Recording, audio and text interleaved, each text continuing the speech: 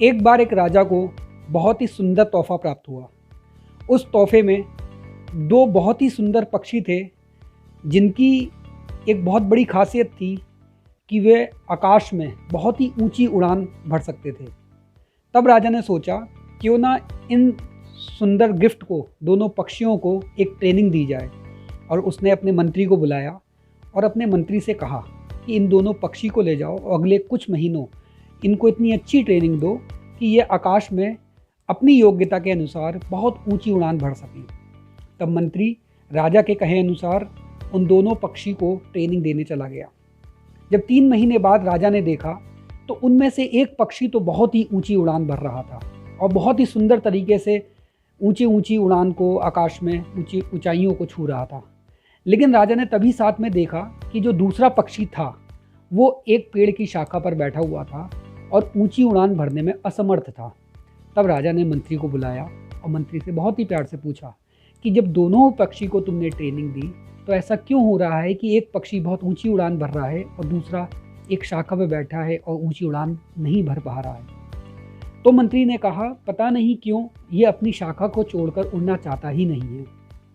तब राजा ने कहा, क्यों ना हम एक ऐसे आदमी से संपर्क करें जो पक्षियों की जानकारी रखता हो, जो पक्षियों और जानवरों के साथ बहुत ज़्यादा घुला मिला हुआ हो, उनके इनर फीलिंग्स को समझता हो कि ऐसा हो क्यों रहा है। तब राजा के कहे अनुसार मंत्री ने एक ऐसे आदमी को अपने राज्य में खोजा जो पक्षियों की काफ़ी नॉलेज रखता था। तब उस आदमी ने कहा कि ठीक है, मुझे 1 महीने इस पक्षी को दो, मैं इसकी ट्रेनिंग करता हूँ। 1 महीने बाद जब उसकी ट्रेनिंग हो गई तो राजा फिर एक बार बाहर राज्य में आया तो उसने देखा कि दूसरा पक्षी भी अब पहले पक्षी की तरह बहुत ऊंची उड़ान भर रहा था अपनी योग्यता के अनुसार।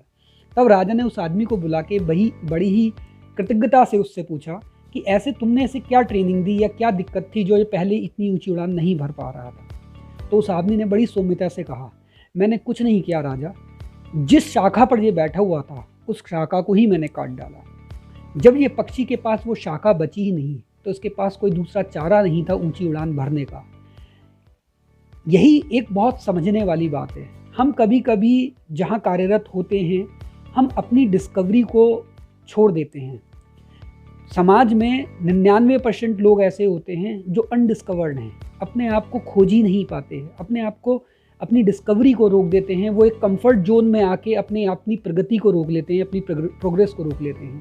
अगर हमें आगे अपनी योग्यता के अनुसार ऊंची उड़ान भरनी है तो हमें उस शाखा को खुद काट के फेंकना पड़ेगा, या ये कह लीजिए उस शाखा से हमें खुद ऊंचा उठ के आगे बढ़ना पड़ेगा जहां हम आकाश की ऊंचाइयों को छू सकते हैं।